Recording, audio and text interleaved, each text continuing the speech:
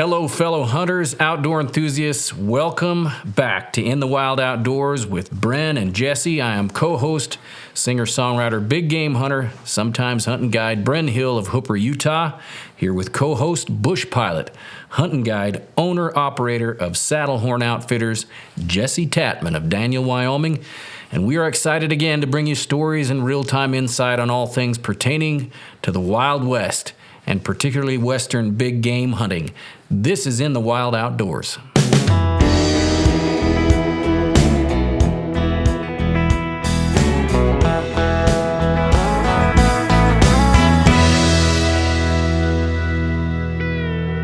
Well, brother, how you been?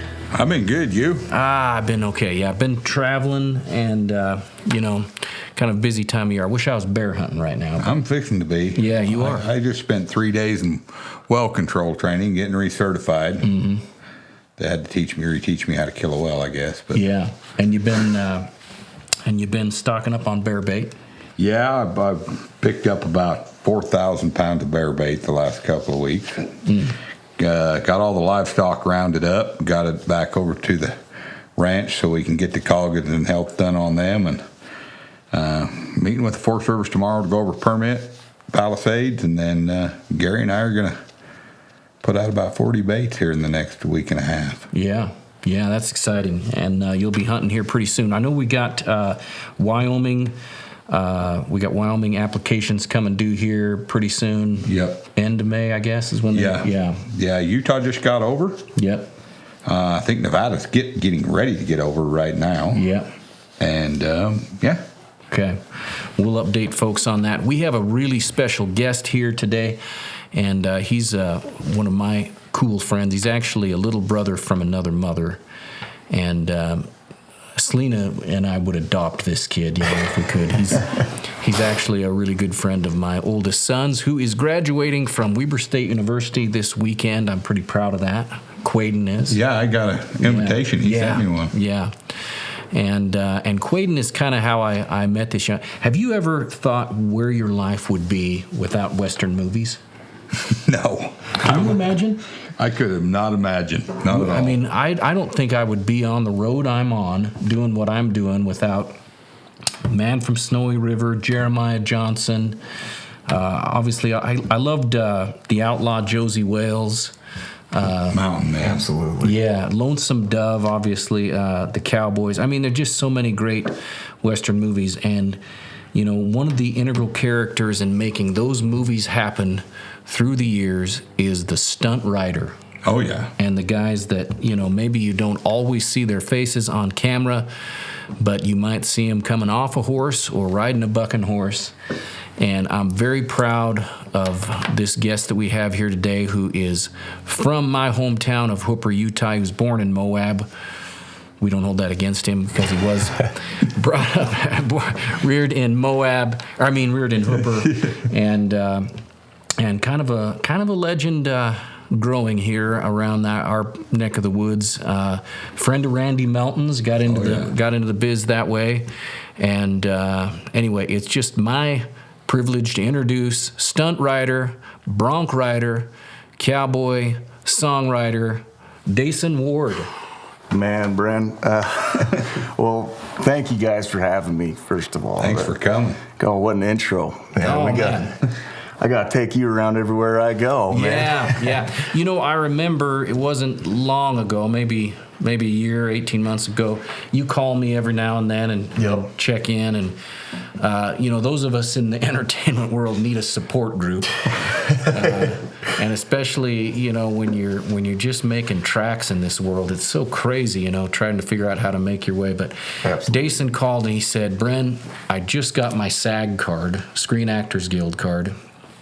Not exactly the conversation that you think you're going to have with a 19, 20-year-old guy. But, man, you've done a lot in a short time. Well, yeah, thank you. I mean, it's been a super fun journey and learning, the film world and how that translates, into the cowboy world, and how you can kind of mesh the two together is really what makes a Western movie. Yeah. But yeah, it's been super fun getting to do some of these shows and do some stunts on them as well. And see what the future holds with what comes out. It seems like there's a big Western wave right now. And how long that's going to last, I hope forever for my sake. Yeah, But me too. Yeah. certainly ride that wave. Yeah. You know, it's interesting because I think for those of us in this life, you know, when we saw the Yellowstone thing kind of come on and you know, I've tried to watch Yellowstone and I have such a hard time sticking with it, a little sensationalized. But I think all these other spinoffs, you know, the 1883 I thought was phenomenal. You know, Tim McGraw and Faith Hill did such a great job in that movie, and 1923 and then Horizon. I mean, Horizon is, I don't know what the critics were thinking. It's one of my favorite Westerns probably ever. No, there was a lot of work that went into Horizon, a lot of animal work, you know, the horses and the wagons. Randy, that's where I met Randy, was on Horizon 1. And he had his teams of mules and his wagons, and I just thought that was the coolest thing. And that's kind of how our relationship formed. Did you know Phil Billy before then, or did you meet him? I met Phil Billy on Horizon 1 as well. And since then, we've worked on a couple films together. Yeah. Yeah, he guided for me last year, and he's amazing. Yeah. Oh, I met him a few years back when I had to pick Randy up in an airplane down Oklahoma. He was down on that movie down there, and Alicia got bucked off a mule. Yep. I went over there and picked him up at the airplane and flew him up because he couldn't get it. It was during COVID, and he couldn't get a flight, you know. And anyway, he, I met Phil Billy there. They dropped him off, you know, kicked him out, and we kicked him in the airplane. And oh man, I wish I could have been there. You get two guys the size of me and Randy in a 182. It's loaded beyond just with us and fuel, you know. Yep. So yeah, how did you make that transition? I mean, you were cowboying, working here, and you know, cowboying for Mike, and then all of a sudden it's like, man, it just took off and super crazy transition. Yeah, so I've been a ranch hand and a range rider on a couple outfits, and I was working for Mike in Croydon, and he has a couple other ranches, one being in Callio. Yeah. And you know what? I had a cousin send me an ad on Facebook, and my mom ended up sending it to me later on. They were looking for background riders in Horizon 1. And I was thinking, crap, I don't know, you know. Am I going to be able to give up some work? How am I going to take some time off to go down there and try out? I thought, what's the worst that could happen if I go down there for an audition? I'll kick myself if I don't do it. Yeah. One of those things. And I went down there. I had my rig. And did you call Big Brother Brand at that point? I think I did call you. Yeah, I did call you. Yeah. Super excited to tell you. That's right. I did. Yeah. In fact, the first person I called, Brent. But I hope I was good help. I don't know. You're always the greatest help. Yeah. But we drove down there, and they were having a riding test, and there was a big long line, and I mean, there's guys wearing sandals and open-toed shoes, and not to judge a book off its cover, but a lot of those guys looked like they had no business being around horses. Not saying the final crew that made it past the audition, outstanding guys, still have a fantastic relationship with them to this day. But I remember seeing that line and walking up. I was told to meet with the stunt coordinator, and I showed him a couple of videos of me spurring a bronc, and they just had me sit on the horse, didn't even have me do the riding test, and kind of set me on my way.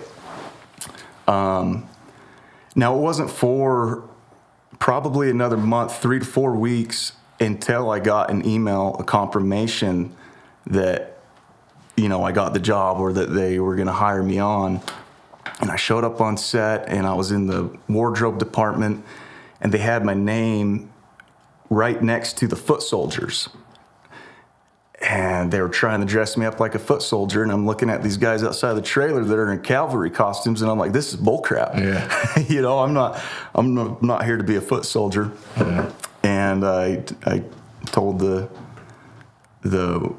head of wardrobe that there's some mistakes. Or Norman Howe wanted me to be part of his cavalry, and that's what I want to do. And he, super nice guy, you know, he could have taken that the wrong way. I was ignorant. It was my first time movie set, and he dressed me up in a cavalry costume, and I got sent with the cavalry guys, and Yeah. that's how it started. He was probably impressed by that. That you would speak up. Yeah. Yeah, well, I mean, I knew that I did not want to be a foot soldier. I was here to be on horse. Yeah. That's, what I want to do and what I'm good at. Yeah. So from there, we did several things in Horizon 1 that the stunt coordinator was able to taft us and give us our credentials to join the guild, SAG.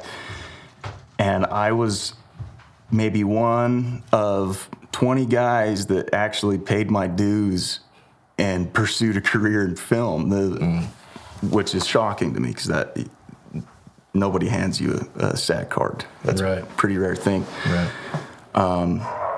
So luckily I was able to kind of take off with that and make the connections and lead me down the road to more gigs and opportunities. Yeah. I remember, I'll never forget that call, when you said, man, I got my SAG card, and I thought, wow. I mean, that's a huge step forward, and I've just always admired the fact that that's your goal. You've been pinnacly focused on that and moving towards it, and whatever you have to do to support it, and that's really, in this world, that's how you do it. That's how you make it. It is. Yeah. It is, and learning the pros and cons of that industry as well. It's a tough industry.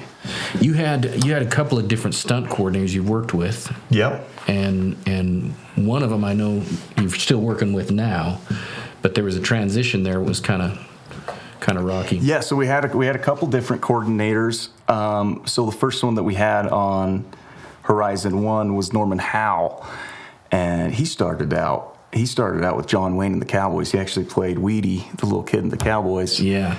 And so obviously, he's had a tremendous career, and he's a survivor. He's a survivor. Yeah. And then for Horizon 2, we transitioned into a new coordinator, Wade and Duffy. I worked for Wade and Duffy, and they were amazing. I mean, big time Hollywood guys, have been in the game for a long time. Yeah. And just learning and watching their guys was pretty inspiring. And the fact that they gave me the chance, I didn't have a relationship built up with them. Yeah. The fact that they gave me a chance to come in for Horizon 2 and do some stunts for them was just incredible. Hopefully it turned out good, and I'll get another job out of it. But that's kind of how that world works. Yeah, Briggs. I think Briggs and I went to Horizon, and we were just sitting there. You kind of cued me as to when it was coming up. Yeah, and, we just never forget also seeing you up there on that scene. But also you rode a bucking horse in 1923. I was a goon in 1923. Okay. I rode a bucking horse on Horizon 2, gotcha. And that hasn't come out yet. Gotcha. But I was a goon in 1923, one of the bad guys for the henchmen. And then I did some wagon work with Randy this last year for the second season. Yeah. So I kind of do, when stunts aren't coming through, I transitioned over into the wrangling side naturally, just from my background, just to keep the work going. And I love wrangling, just as I love doing stunts. Yeah. So, when you get into this role, you become a stunt rider. I mean, obviously, riding bucking horses. Yeah. And you just rode at the Ranch Bronco. Yeah, I did in Tremont. Yeah, did you win that? Nope, I took fifth on. I had a good horse, and he fell down in the chutes, and so they put me on a horse that didn't want to buck that hard. So. Yeah. Yeah. But obviously that's helped you. I mean. Oh yeah. Yeah. Yeah. Yep. Yeah. Bucking horses is now, it seems like I'm the guy getting a few more of the bucking horse calls, and it's like, man, I don't know how I got branded to be the bucking horse guy, but yeah. I'll take it. Yeah. And I mean, you obviously know who brings the stock for that. I mean, how do you? Right. So that's that falls into animal coordination. So the animal coordinator brings in all the animals, the horses, even the wagons. And so you have an animal coordinator, and then they usually have a team of wranglers that are kind of helping the actors out with the horses or putting on cowboy camps. Really, that makes they're the heart of Western film. Really, Yeah. I would say. Yeah. It'd be interesting to know, how these guys identify what stock is going to be good bucking stock for the movies. I mean, I don't know if that's the same as. It's funny you said that. Yeah. In fact, one of the it depends on the look. If you want a big action shot of a horse blowing up and the camera's going to be on you, but for some of the scenes it was kind of in the back, and we didn't need a huge explosion. So I even got on one of the other Wranglers' pickup horses. He'll crow hop and buck the first time you get on him. And I think Scott got a couple horses out of Mexico that lit up. Yeah. So, I mean, sometimes these guys, you have to get lucky too, because you just don't know this. Yeah. Yeah, you do have to get lucky. How many takes on a scene like that? I mean, we did that for 4 days. Wow. So a lot. I don't know how many takes, but we were bucking horses for 4 days. While, of course, the actors are having their dialogue and the actual storylines going on, we're bucking horses the whole time. Yeah. So if an actor messes up on his lines or they need to take another shot, you're getting back on a horse. And we actually cycled through, so it wasn't going to be so hard on everybody. We had 6 different riders, and we were just cycling through in rotation, riding the horses, But I mean, everybody knows they're getting on something that's going to buck. Yeah, yep. Yeah. And that's kind of the fun of it, too. Yeah, well, I mean, I think I would think that was fun. I don't know. Well, yeah. the minute I just soon not. the minute I found out that you can make money off of falling off of a bucking horse, Yeah, you're in. I thought this is a good industry for me, I fell off a lot of bucking horses, but it didn't pay me very well. Yeah, me neither. No, in fact, some of them cost me in medical bills. Right. Yeah. Right. Selena was really happy about that. Oh, I'm sure. Yeah. So I got to, you obviously you're a good-looking fella. You have kind of a way with the gals, and they seem to.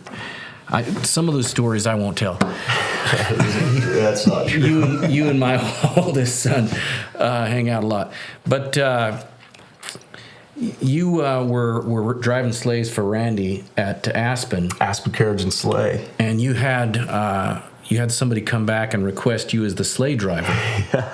Well, yeah, we all went out on that trip, and oh man, most beautiful woman in the world, Yeah. Mariah Carey, and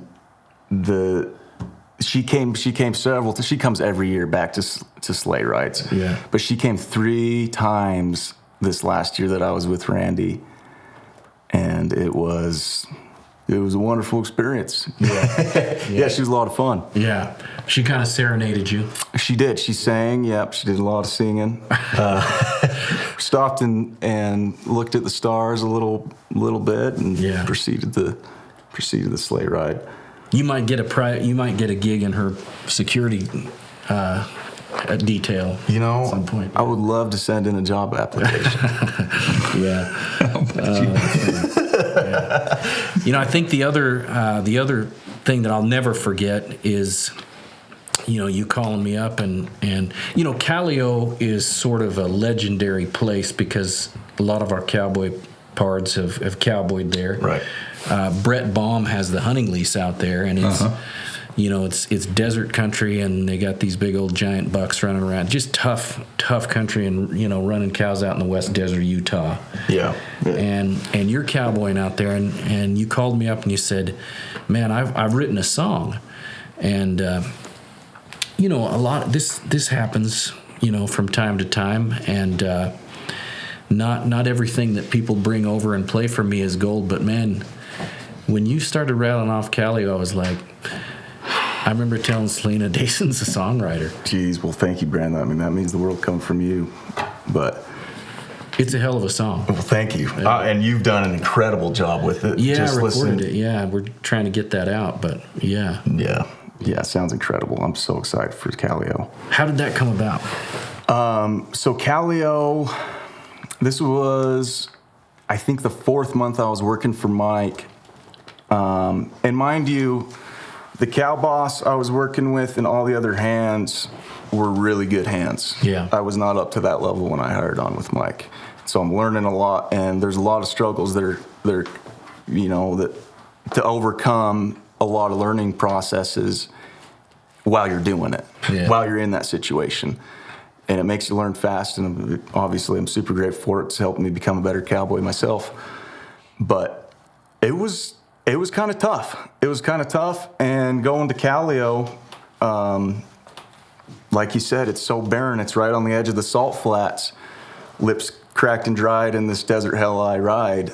I'm not a guy that wears chapstick often, but I wish I had it while I was in Callio. Yeah. It was brutal conditions, the wind howling and the salt in the air and that sun beating down, cracking your skin. It's pretty brutal country.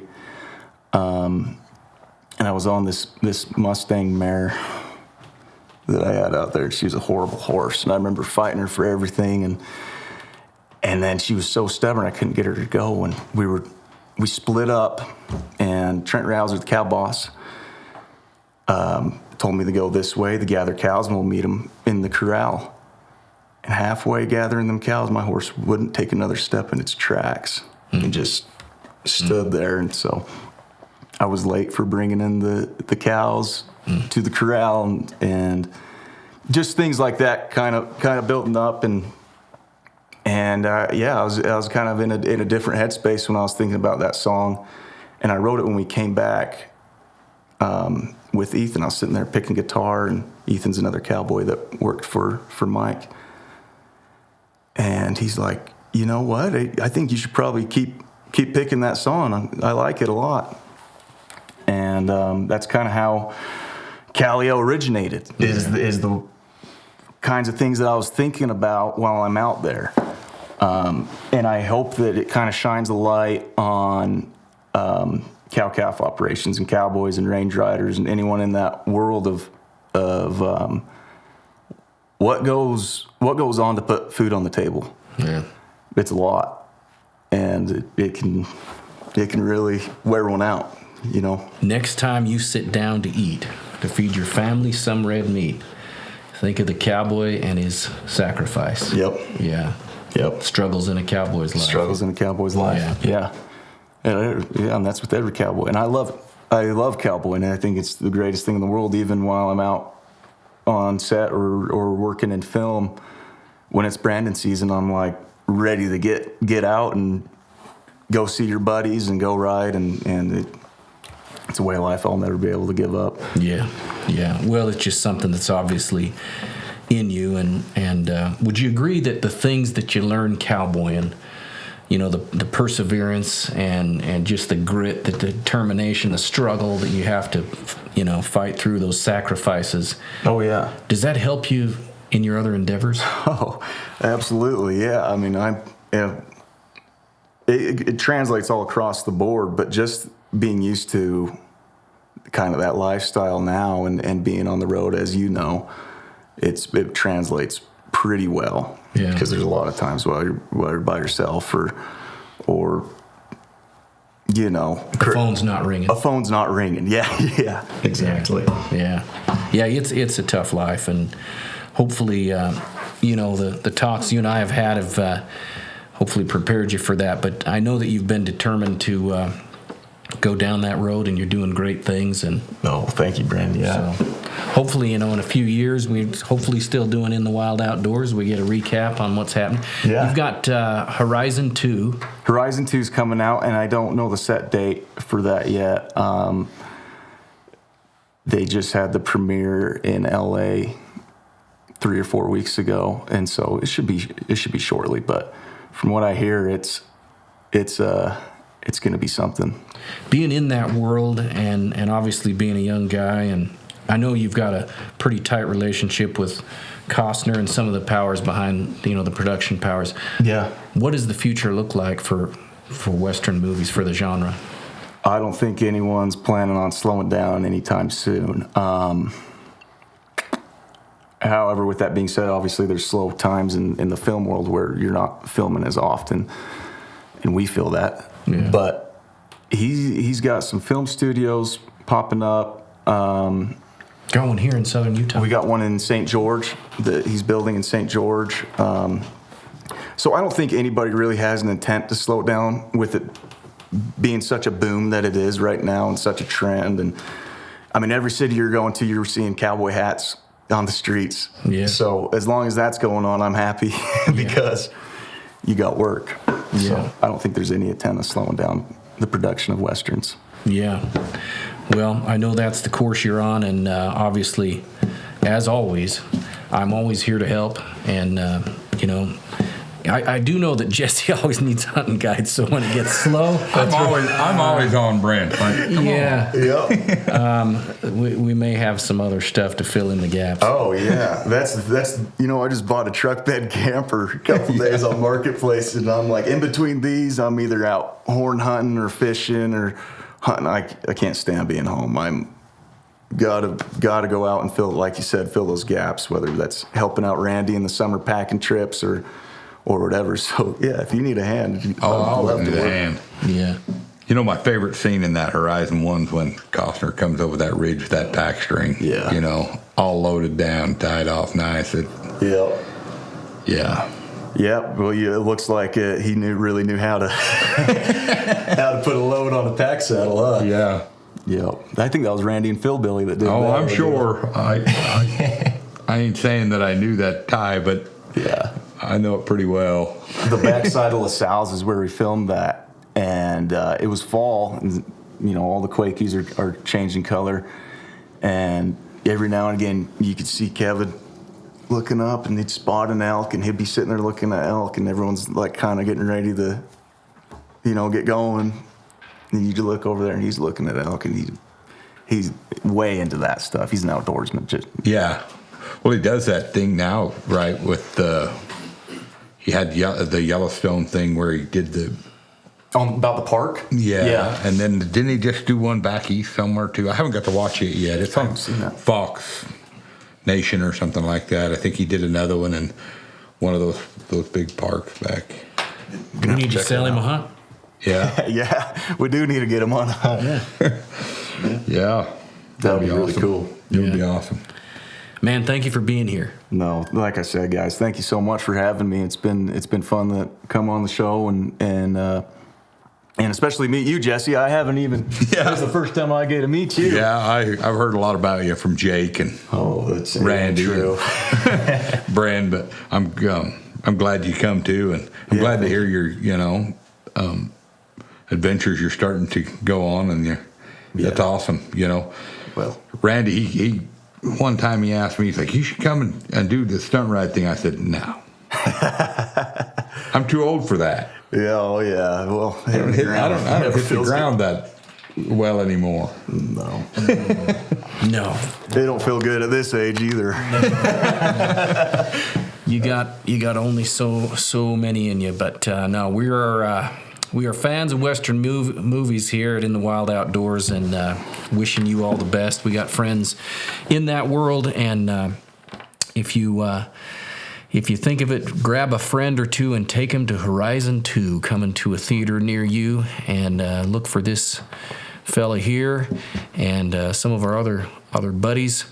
And yeah, thank you so much. We'll bring Dayson back in subsequent episodes and see where he's at and how he's doing. We'll give reports on him because he's at the beginning of what I hope is a long career in a really tough biz, but a rewarding biz. Well, thank you kindly. Yeah. Yep. We thank you, folks, for being with us. Remember, you can find my music at any of your favorite streaming sites, and you can go to saddlehornoutfitters.com to book an outdoor adventure with Jesse. Please like and subscribe to our YouTube channel. We are produced by Rich Casperson here in beautiful Oasis Studios in northern Utah. His awesome, talented son, Tyler, does our engineering and mixing over here. We thank those guys very much for their efforts. And we will see you on another episode of In the Wild Outdoors with Bren and Jesse.